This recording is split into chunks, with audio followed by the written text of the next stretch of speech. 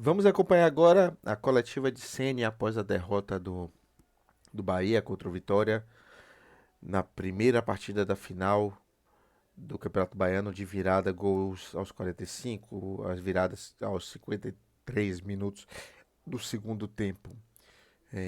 Mas antes disso, se inscreva no canal, curta, compartilhe. Uh, yeah. Uh, yeah. Vamos reagir agora à coletiva de Ceni, depois da derrota do Bahia de 3-2 frente ao Vitória na primeira final, partida da final do Campeonato Baiano de 2024. Mas antes disso, se inscreva no canal, curta, compartilhe, fortaleça o Bahia Porreta na mídia independente. Se você cada vez mais gostar do nosso conteúdo, o algoritmo do YouTube vai recomendar à medida que você colocar o sininho e compartilhando e comentando, vai mostrar que você gosta do nosso trabalho.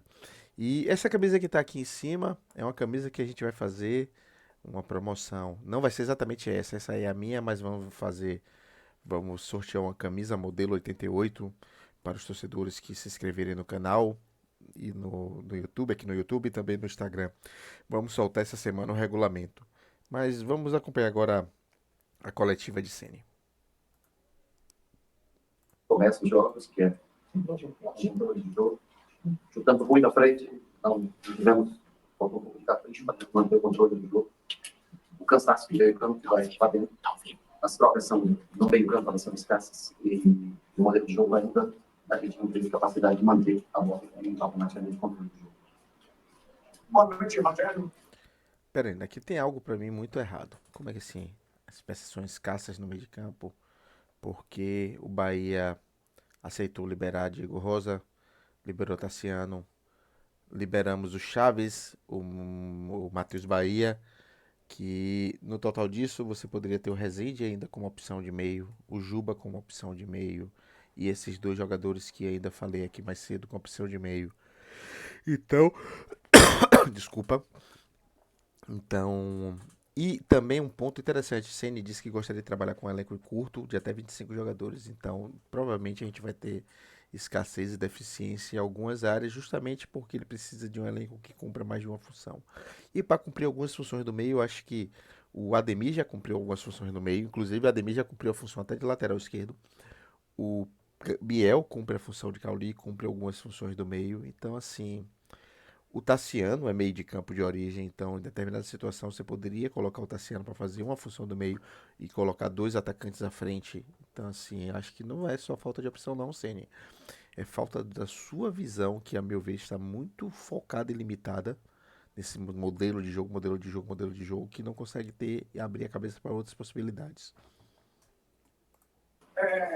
Porque das notas, não só as notas, mas a prova especificamente o depilados mais os aí. Foi treinado. O time não suporta jogar os 90 minutos. Foi treinado, não parece, porque tomamos 2 gols de maneira bizarras. Não parece. Outro ponto aqui que também me estranha muito é que Caio Roque só tinha atuações e atuações em jogos do Sub-20 e jogos menores. Caio Roque viajou quarta-feira e jogou agora, né? É estranho essas decisões de Ceni. Outro ponto também é sobre essas formações de jogo, né? No último Bavi ele disse que o Everaldo ficou em campo para poder fazer a sustentação. E dessa vez ele não colocou o Estupião para fazer essa mesma sustentação. 4 meio-campistas são a coleção do time. Você não tem as trocas dos 4. Tem o Iago, que é uma troca de meio-campo, que faz normalmente a posição do Everton, porque não sei que minuto nós trocamos, já foi 70, 75, por aí, as trocas, 74. É o Iago. Então, assim, uma hora você tem que fazer as trocas, o único jogador que nós tínhamos no banco de meio é o Iago. E tem o Jota, que está dando para fase. Nós imaginamos que nós poderíamos estar na frente do jogo, se a gente defenderia melhor a largura do campo, e nós treinamos isso durante a semana. E colocar um terceiro campo e dar um bico com o colocar vários, outro defender o centro da zaga, que é onde poderia sair. O melhor lance do Vitória, que era através dos pontos cruzamentos.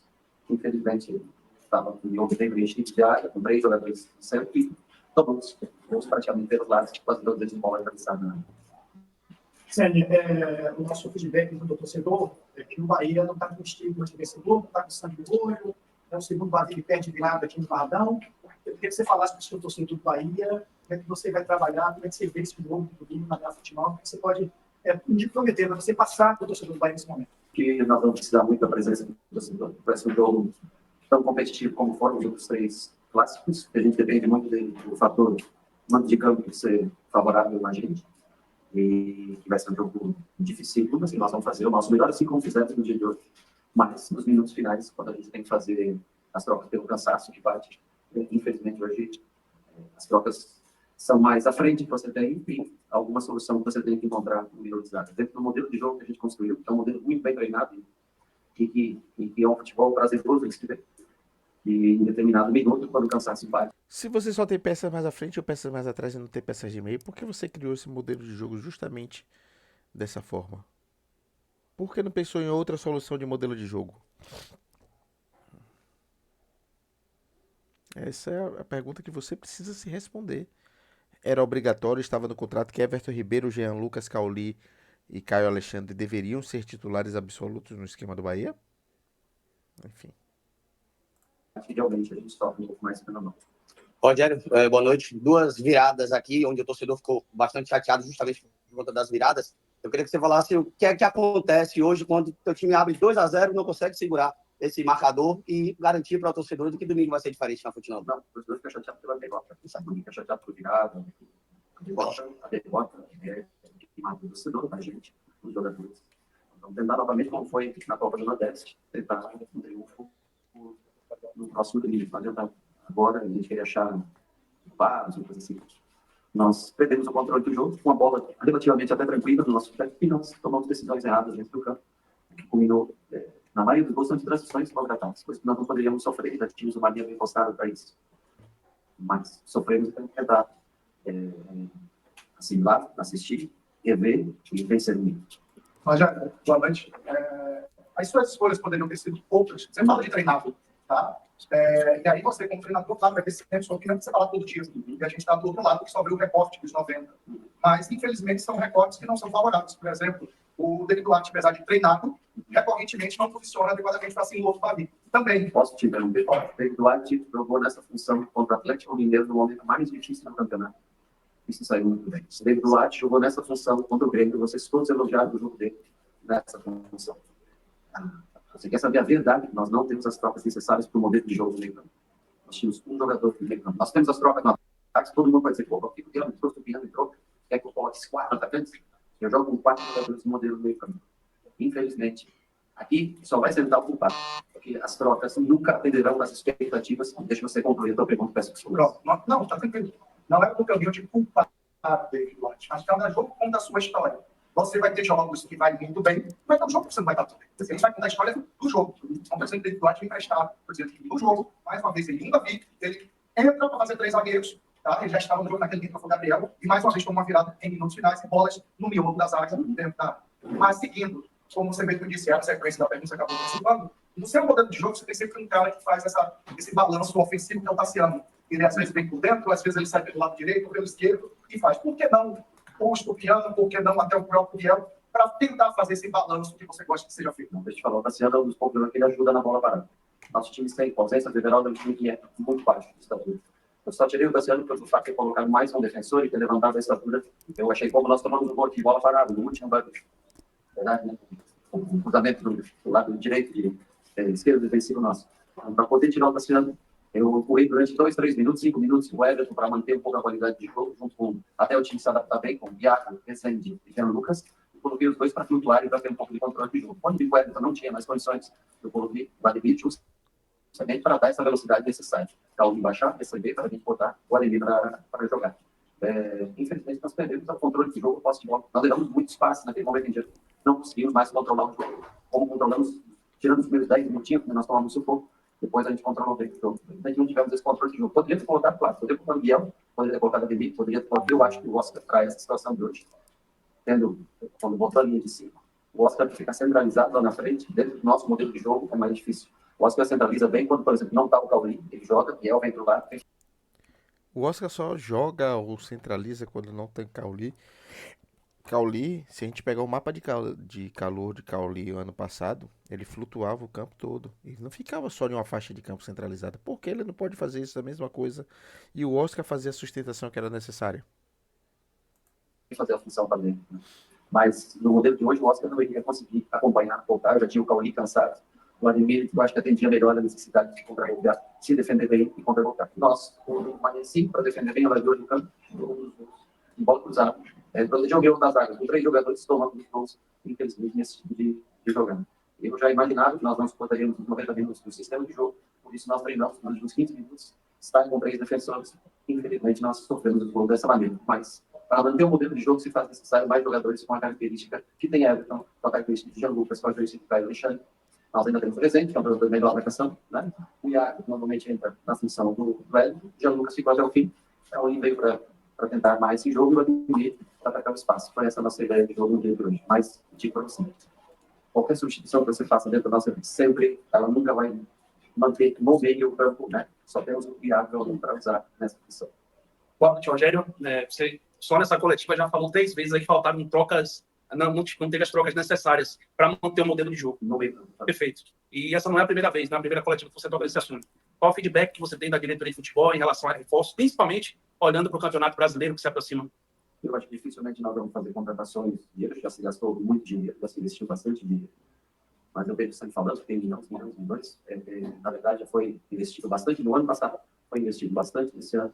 Nós vamos tentar achar alguma peça para fortalecer o setor. Tem uma troca a mais nesse setor. Rogério, você começou já falando. Você começou falando sobre a mudança lá no começo da partida, mas eu queria voltar para ela e trazer a mudança do Tassiano no começo no começo do segundo tempo. A mudança não foi mudado no começo do segundo. Aos 20 minutos. Também não foi. Foi 20? Foi 20 que ele 65. Assim, pode olhar. Mas eu queria que você falasse basicamente sobre isso. Posso olhar aqui rapidamente. Você mudar o atacante dando 2-0, uma partida controlada, o Marcos Felipe pouco fez defesa até esse começo, até a saída do Tassiano. Não é chamar demais a equipe do Vitória, você dá um recado ao treinador adversário que você está tirando o seu centroavante e colocando mais um zagueiro, mesmo que tenha sido... Não, o Tassiano sai, já tinha feito gol, Vitória. Estava 2-1 no jogo. O Tassiano não estava mais conseguindo fisicamente acompanhar o lado direito, onde tinha entrado o Matheus Gonçalves. Então você tem que ser justo. O jogador não sai, muda sistema. Nós tentamos colocar o Iago justamente para acompanhar, ajudar o Arias, o Matheus Gonçalves e deixar o centro da área. O jogo estava 2-1, o Vitória já estava melhor na partida naquele momento, pela circunstância física. No lugar do Tassiano, 5 minutos depois, ele vai Ademir com Cauli, que ficam à frente. Nós defendemos no meio-campo com 3 jogadores, Iago, Rezende e Jean Lucas, para tentar ajudar o Arias naquele lado.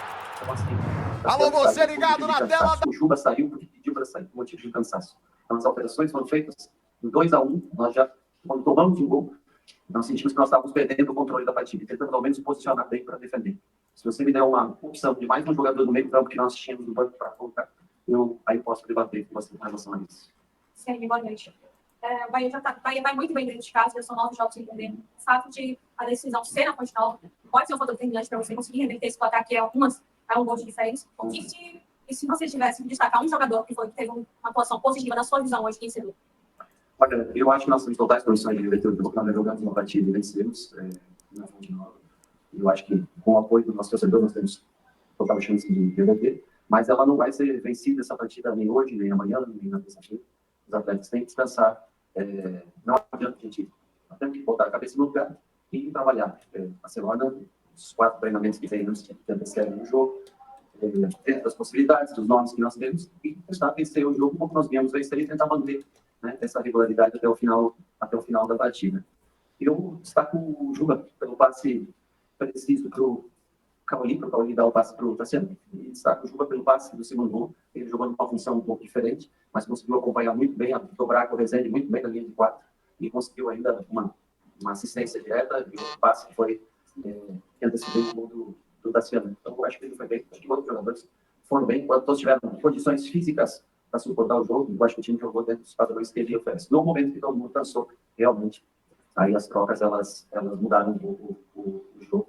Então, nós tentamos nos defender a linha de 5, porque não havia mais trocas para dar energia no meio campo. E realmente a gente deixou de melhorar. Rogério, boa noite. Você falou muito da questão física. Essa semana você vai ter uma semana cheia de trabalho. o clássico da final do domingo, mas quarta ou quinta, se não me engano, já tem Copa do Nordeste contra o Náutico, e antecedendo também para as crianças também. Inclusive, a única viagem no mês de abril será em Fortaleza. Você vai essa semana para que você, claro, projete os três confrontos e não consiga, não tenha, perdão, peças importantes para escolher esse campeonato. Honestamente, eu não tenho que projetar só algum confronto pelo domingo. O confronto importante é o que decide o campeonato estadual e o resto é consequência. Né? Eu só me importo nesse momento, uma semana cheia, para trabalhar com o confronto do domingo. E até o minuto 60, 70 do domingo que vem, você pode ter certeza que nós vamos estar dentro do jogo que vem. E que nós vamos sofrer novamente nos últimos 20 minutos, devido ao que eu expliquei para você aqui enquanto entrevista.